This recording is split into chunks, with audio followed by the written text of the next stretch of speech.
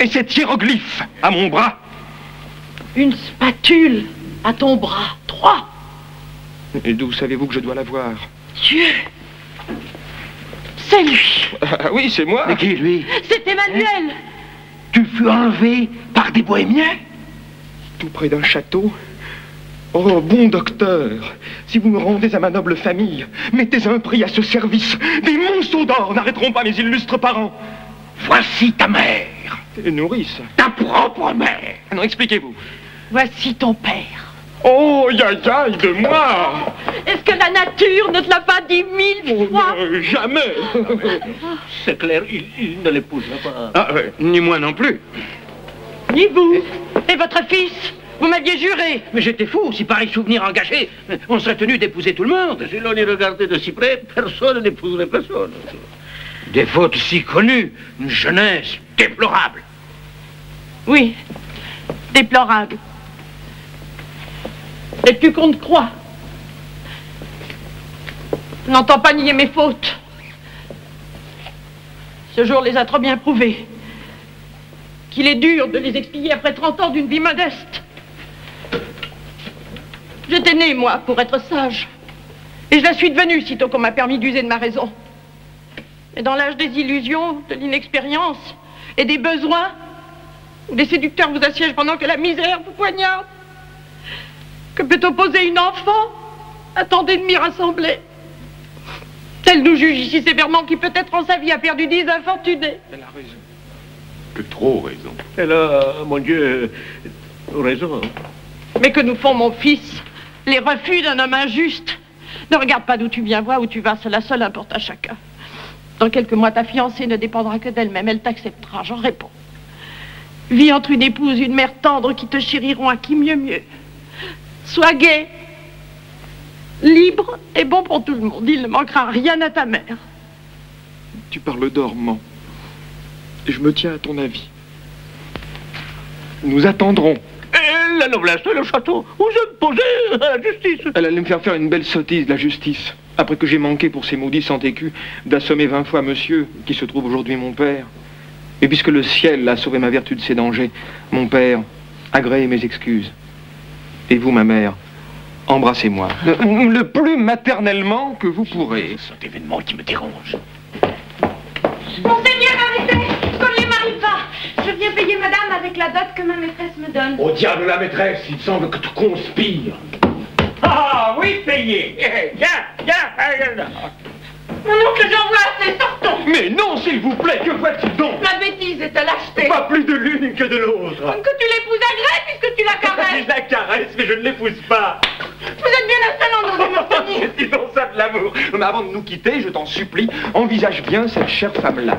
Je la regarde! Et tu la trouves? Affreux! Vive la jalousie, elle ne vous marchande pas. Embrasse ta mère, ma jolie Suzannette, le méchant qui te tourmentait, mon fils. Vous? Sa mère?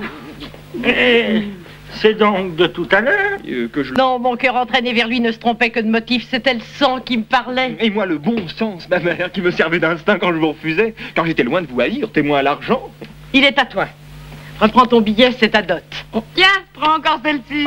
Grand merci. Oh, mon ami, mon cher ami. Eh bien, alors moi, je suis donc bête aussi. Pas tant de cajolerie, s'il vous plaît. On fait le mariage dans les familles, ce qu'il a des parents passe devant, vous savez. Bon, les vôtres se baillent-ils la main. Ma main puisse-t-elle se dessécher, tomber, si je la donne à la merde dans tel drôle. Vous n'êtes donc un père malâtre.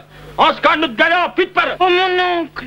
Irais-je donner l'enfant de notre sœur à ce qu'il a qui n'est l'enfant de personne? Est-ce que c'est la soupe, imbécile? On est toujours l'enfant de quelqu'un. Là, il ne l'aura jamais. Et cherche à présent qui t'adopte. Arrêtez, docteur, arrêtez, ne sortez pas. Mon petit papa. Non, tous les sous de l'Andalousie sont, je crois, déchaînés contre mon mariage. C'est votre fille. De l'esprit, des talents, de la figure. Il ne vous a pas coûté une aubonne. Et les 100 écus, qui m'a pris? Oh, nous aurons tant soin de vous, papa. Nous vous aimerons tant, mon petit papa. Oh, papa, bon papa, petit papa. Voilà que je suis encore plus bête que monsieur, moi. Ah. Je me laisse aller comme un enfant. Ah, mais j'ai pas dit oui, hein? Qu'est donc devenu, monseigneur? Courons le joindre, arrachons-lui son dernier mot. Si le machine est quelque autre intrigue, il faudrait tout recommencer.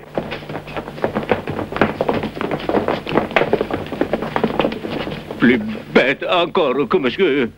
On peut se dire à soi-même ces sortes de choses. Hein. Mais ne sont pas polis du tout dans cet endroit-ci.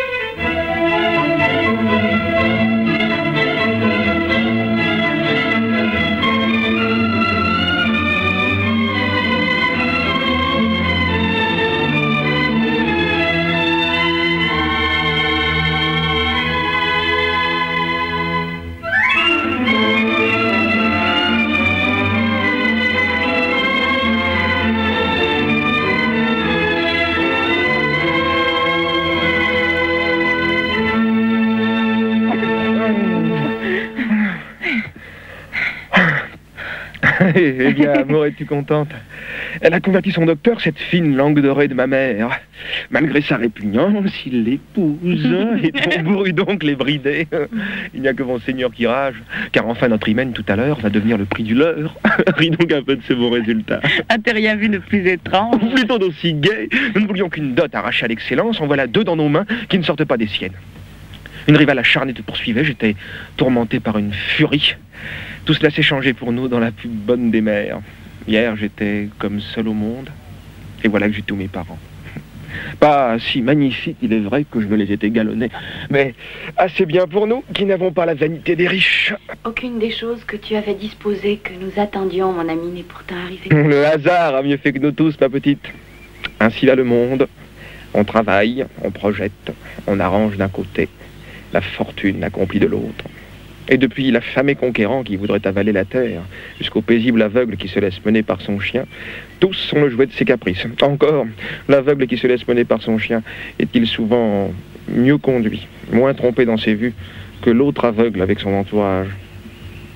Pour cet aimable aveugle qu'on nomme Amour. C'est le seul qui m'intéresse.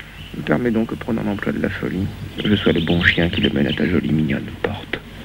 Et nous voilà logés pour la vie. L'amour et toi? Moi et l'amour. Et vous ne chercherez pas d'autre gîte? Si tu m'y prends, je veux bien que 1000 millions de galants. Oh, tu vas exagérer, dis ta bonne vérité. Ma vérité la plus vraie. Vilain, vilain. En a-t-on plusieurs?